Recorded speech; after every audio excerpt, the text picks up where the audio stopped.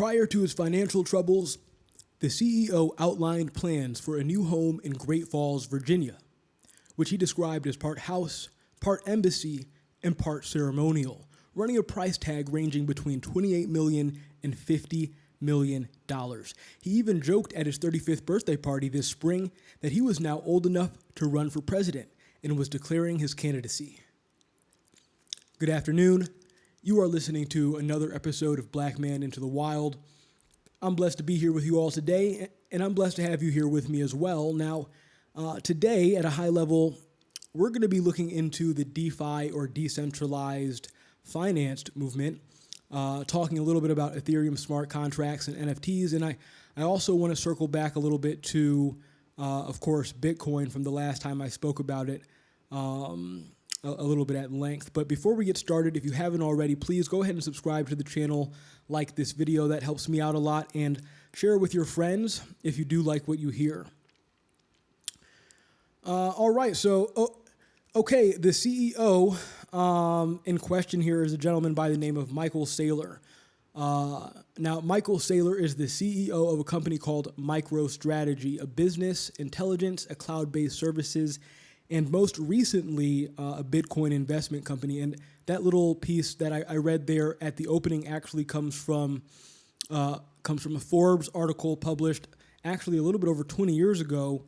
And admittedly, I wasn't too familiar with Michael Saylor or MicroStrategy up until a couple of months ago when I started seeing him appear somewhat frequently on these CNBC or whatever YouTube videos talking about, Bitcoin and his company's recent investments into Bitcoin. So I don't know. I mean, if you're like me and don't know much or didn't really know too much about Michael Saylor or, his company MicroStrategy until recently, you may not be aware that him and the company actually came under fire by the SEC, yes, the Securities and Exchange Commission, in early 2000 for manipulating financial statements and allegedly committing accounting fraud with the help of PricewaterhouseCoopers. Now, for all of my business students out there, or former business students, we know that PricewaterhouseCoopers is an accounting firm, part of what we refer to today as the Big Four. So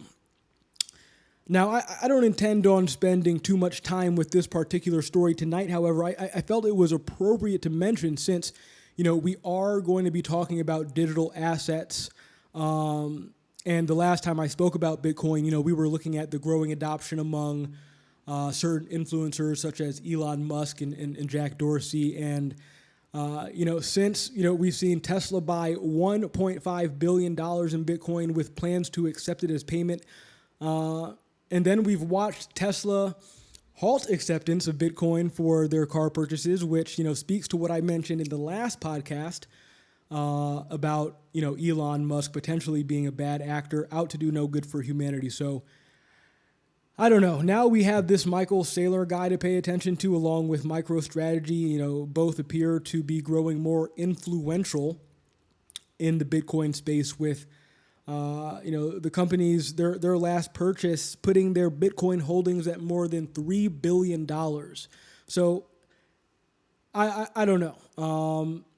Just maybe something to keep an eye on. Now, let's see here. A couple of other notable Bitcoin headlines over the last couple of months. JP Morgan Chase, I believe, has recommended Bitcoin as an alternative asset class for the portfolios of their high net worth clients. Crazy, right? Now, the price has since come back down, right? But it did hike up past $60,000 per Bitcoin earlier this year. I think that was back in, February or March. Of course, we had the Bitcoin conference in Miami a couple of weeks ago, which, was all over social media. A lot of quote-unquote influencers, attended and, talked about it on different platforms there. And I think from what I can tell, most recently in the news, El Salvador announces that they will now accept and recognize Bitcoin as an alternative official currency in the country. Yes, adults in El Salvador are to get $30 in Bitcoin as the nation unveils details to make crypto legal tender. So that should be interesting. We'll pay attention to what transpires there. Now, what I really want to get into tonight are these smart contracts. And I'm no crypto expert or I'm no financial advisor, so don't take any of the following as financial or investment advice. I really just want to read a little bit from this article here, an opinion piece from The Motley Fool titled, Why You Should Be Paying Attention to Ethereum. Cryptocurrencies have taken the world by storm. Since 2013, the value of all cryptocurrencies in circulation has soared from $1.6 billion to more than $1.6 trillion at Wednesday's price, and roughly $1.4 trillion of that value was added in the past year, according to CoinMarketCap. Bitcoin has been the leader of the pack thanks to its first mover advantage as the original cryptocurrency. However, in recent months, Ethereum has stolen Bitcoin's thunder. In the past year, Ethereum has gained roughly 1,600%, while Bitcoin is up 300%. Ethereum has caught fire for a number of reasons, but the most important aspect of the Ethereum network is its use of smart contracts. These smart contracts built on the Ethereum network are spurring a couple of innovations that give Ethereum its value: decentralized finance, DeFi, and non-fungible tokens, NFTs. This is big, ladies and gentlemen. This is like the meat and potatoes of probably the next 100 years. One of the biggest innovations spurred by the Ethereum network is DeFi. DeFi uses smart contracts on the Ethereum blockchain to offer traditional financial products like insurance or loans without the need of intermediaries like brokerages or banks. I work in commercial real estate, and of course, almost everything that we do is lease and sales contracts and transactions. So I do wonder sometimes how this smart contract tech will eventually make its way into the industry, if they haven't already in some areas. So I'm just waiting for the day really where I read a headline for the story of the first office building being purchased by some type of cryptocurrency, whether or not that is Bitcoin or Ethereum. Now, what are these smart contracts and how are they different from traditional contracts? Well, the article goes on. These smart contracts eliminate the need for a trusted third party to verify the transaction. Nick Szabo, an early pioneer of digital currencies, likened them to digital vending machines. Smart contracts are programmable contracts between two parties that self-execute when specific conditions are satisfied. The third party is eliminated because the contract is programmable and exists on the blockchain, a secure and decentralized form of digital ledger technology. So this is already being implemented in a lot of places, honestly.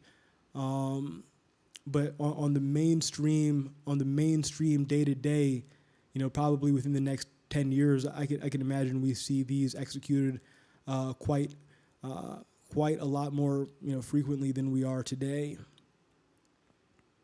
The ultimate goal of DeFi is to eliminate third parties and make financial products such as loans, insurance, and trading more accessible to underserved markets.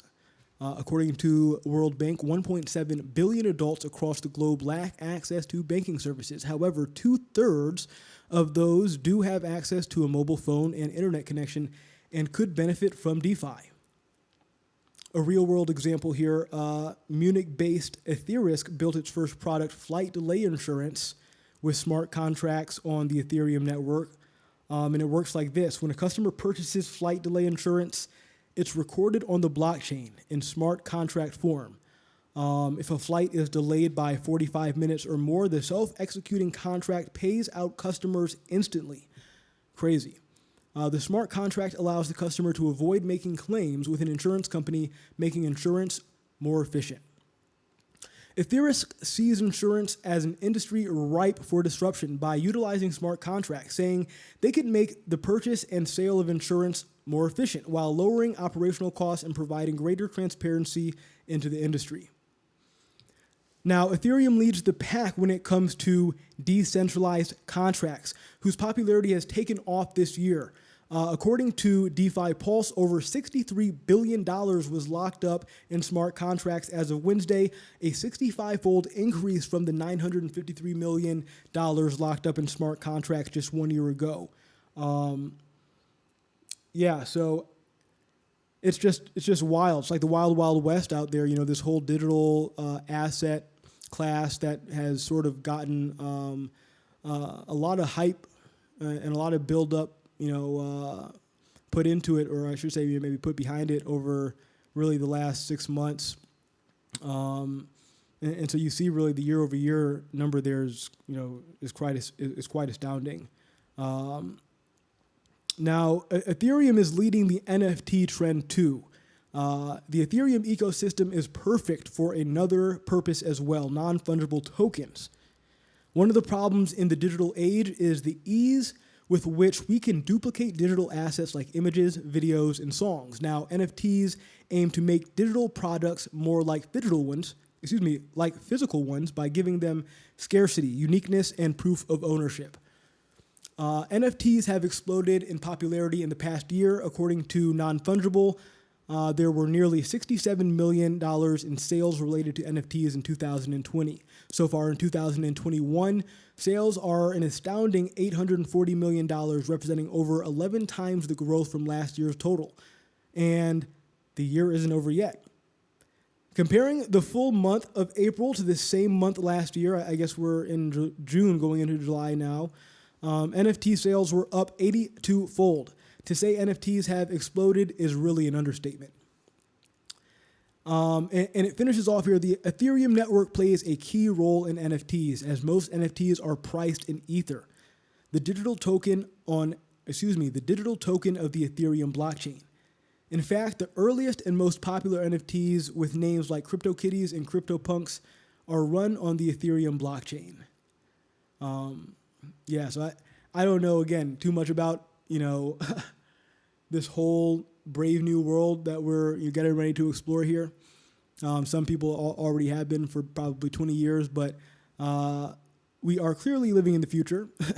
Thank you, everybody. This has been another episode of Black Man Into the Wild. Have a great day.